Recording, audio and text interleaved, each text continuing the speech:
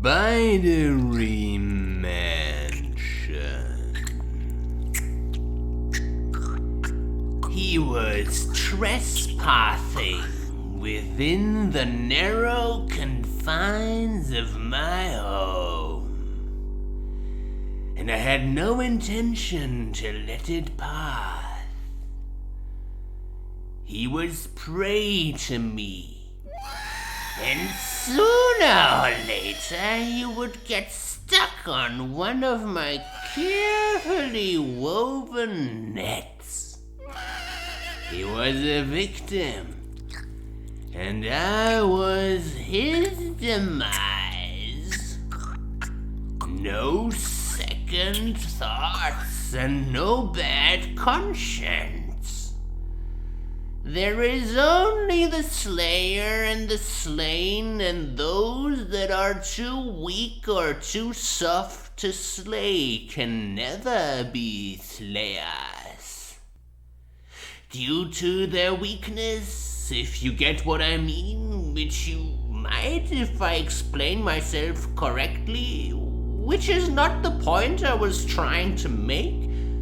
But now that it comes to making a point, I must find that I am awfully insecure and only exploit others by injecting my venom and wrapping them into sticky stuff, because I too want to be loved.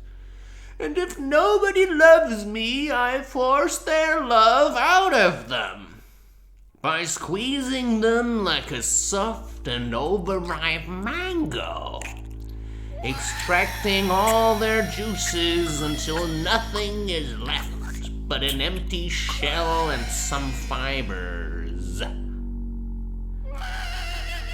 I could feel, sense, anticipate mansion. A slight jerk in my web. It was there, and I did well to bide my time. Whatever it was would wiggle for a while until it had no strength left. And then I would make my move. I would open it. I would come upon it with a simple question. Do you need help? Ingenious. That's what it is. I thought long and hard on how to exploit each and every one of my victims to my heart's content. I would wade through the net, the web, and I would find lonely and lost souls that have no meaning in life and that wait in anticipation for a helping hand. A good soul, if you will, to extricate all suffering from them, to suck out suffering like poison from a wound.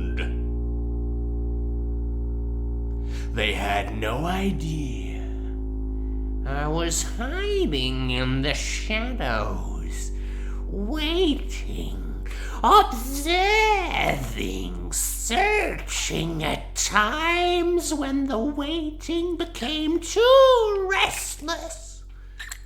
I was eager to consume and to take for myself what others had and I had not. I wanted life, and I wanted glory, and I was willing to do anything for that. The slight tucking became more feeble and feeble.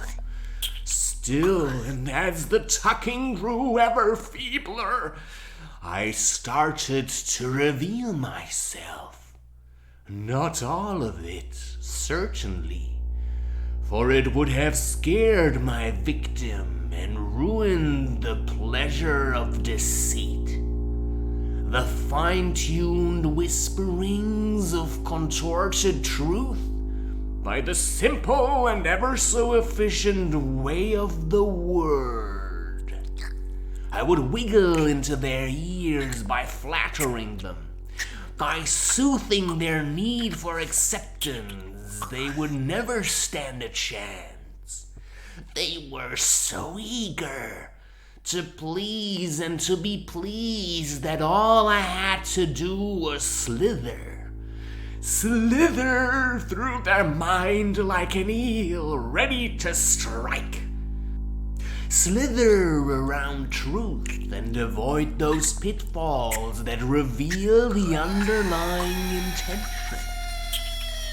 I had to move swiftly through the shadows like a ninja, avoiding all sources of light and obscuring what I really was. Like them, I hated them, for I saw within them my own weakness. I saw reflected upon me the sores of my own frustration and hate. Suffering.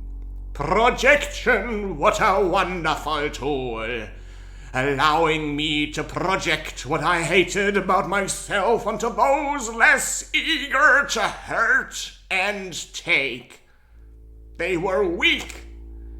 I soothed my own doubts, often, in those dark hours of loneliness and impatience. Once in a while I would come across a rare contestant. I would find myself confronted with somebody who saw, despite my carefulness, the way my mind and heart were working. Some of them could see or Feel what lay beyond the stories I was unfolding in front of their inner eyes. Stories about a happy life, about rich earnings, and about companionship. It was hard, and harder still, to face the loneliness after having been found. Found in the depth of myself by someone less eager to be fooled. Someone that had opened to the truth, would look at me and shame would hammer me like an anvil is being hammered by a blacksmith. They were rare, however.